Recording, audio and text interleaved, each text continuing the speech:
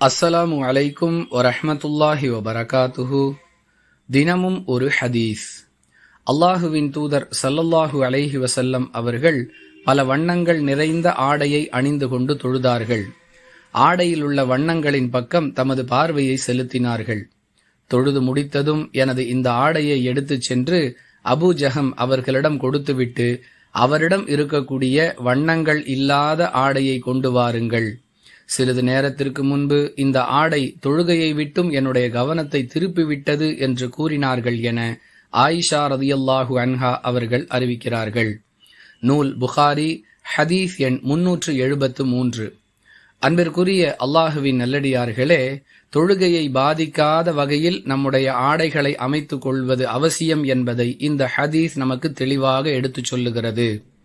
பல வகையான வண்ணங்களும் வேலைப்பாடுகளும் எழுத்துகளும் நிறைந்த ஆடையை அணிந்து கொண்டு தொழுவதால் நம்முடைய கவனம் சிதைந்துவிடும் என்பதை இந்த ஹதீஸிலிருந்து அறிந்து கொள்ளலாம். எங்களுக்கெல்லாம் அதுபோன்று எந்த பாதிப்பும் ஏற்படாது என்று யாராவது வாதிட்டால், அல்லாஹுவின் தூதர் ஸல்லல்லாஹு அலைஹி வஸல்லம் அவர்களை விட நாங்கள் மேலானவர்கள் என்று சொல்லாமல் சொல்லுகிறார்கள் என்பதே அதன் பொருள்.